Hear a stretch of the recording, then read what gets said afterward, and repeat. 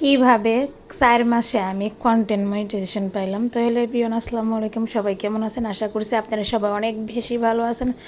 আমিও আলহামদুলিল্লাহ ভালো আছি। টাঙ্গাইল বিউর পেজ থেকে একটা নতুন ব্লগ ভিডিও নিয়ে আপনাদের সাথে শেয়ার করব। আশা করছি আপনারা পুরো ভিডিওটা দেখে গঠনমূলক একটা কমেন্ট করবেন। ওই যে প্রথমে বলছিলাম মাত্র 4 মাসে কাজ করে আলহামদুলিল্লাহ মনিটাইজেশন পেয়ে গেলাম। তো এই পেজটা আমি এপ্রিল মাসের 9 তারিখে আমি একটা নতুন ফেসবুক আইডি খুলছিলাম। আইডিটা খোলার পরে 2 মাস পরে আমি প্রফেশনাল মোড অন করছি। প্রফেশনাল মোড অন করার পরে একদিন কাজ করে আমি স্টার সেট আপ পাইছি। পাওয়ার পরে আমার ফোনটার সমস্যা হয়ে গেছিলো। তো কতদিন আমি কাজ করতে পারিনি, তেমন কাজ করি নাই। আর ভিডিও ছবি পোস্ট টাইম মতোই করতাম আর কি। তো করার পরে কাজ একবার করতেই পারতাম না নিয়ম অনুযায়ী। পরে 4 মাসের মাথায় 2 মাস পরে এটা করছি। তারপরে টোটাল বয়স হলো 4 মাস। তো 4 মাসের মধ্যে গতকাল আমি কন্টেন্ট মনিটাইজেশন পেয়েছি আলহামদুলিল্লাহ। আলহামদুলিল্লাহ। তো অনেকেই 2-4 বছর কাজ করেও মনিটাইজেশন পায় না, আমি আলহামদুলিল্লাহ পেয়ে গেলাম। তো আমার আরেকটা পেজ আছে, ওটা ভাবনা ব্লগ। ভাবনা ব্লগে আমি মাত্র 6 মাস কাজ করি। তখন আমি প্রথম অবস্থায় ছিলাম, তখন তো কোনো কিছু বুঝি নাই। এমন কোনো মানুষও ছিল না যে আমাকে একটু সাহায্য সহযোগিতা করবে, আমি ওদের কাছ থেকে কোনো হেল্প নেব, এরকম কোনো কিচ্ছুই ছিল না। তারপরে আমি নিজে যতটুকু পারতাম ততটুকুই, কেউ কোনো সাহায্য সহযোগিতা করতো না। ইউটিউব দেখে সব সমস্যার সমাধান করছি আলহামদুলিল্লাহ।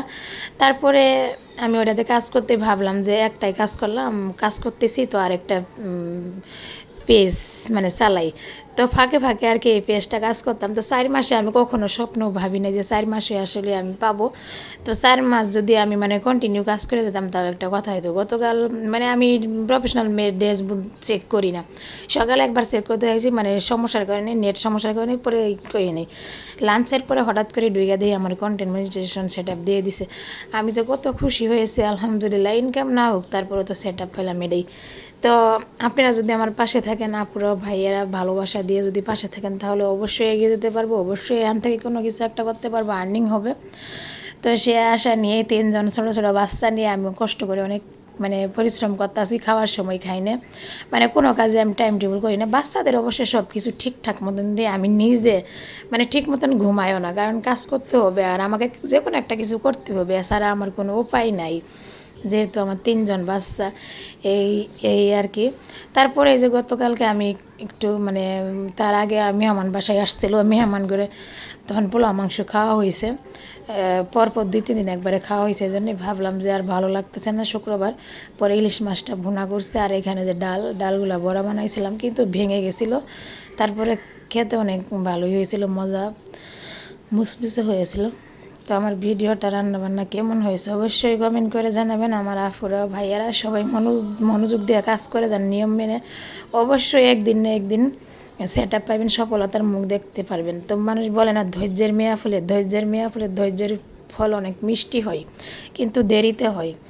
তারপরও সবাই কাজ করে যাবেন। সবার জন্য অনেক দোয়া ও ভালোবাসা রইল। আমার জন্য আপনারা অনেক বেশি দোয়া করবেন, যাতে আমি আমার লক্ষ্যে পৌঁছাতে পারি। তো ভিডিওটা এখানেই শেষ করছি। নেক্সট কোনো ভিডিওতে আবার দেখা হবে। সে পর্যন্ত সবাই অনেক বেশি ভালো থাকবেন, সুস্থ থাকবেন, সুন্দর থাকবেন। আমার জন্য অনেক দোয়া করবেন, আমার বাচ্চাদের জন্য অনেক দোয়া করবেন। আপনাদের জন্য অনেক অনেক দোয়া ও ভালোবাসা রইল। আসসালামু আলাইকুম, আল্লাহ হাফেজ।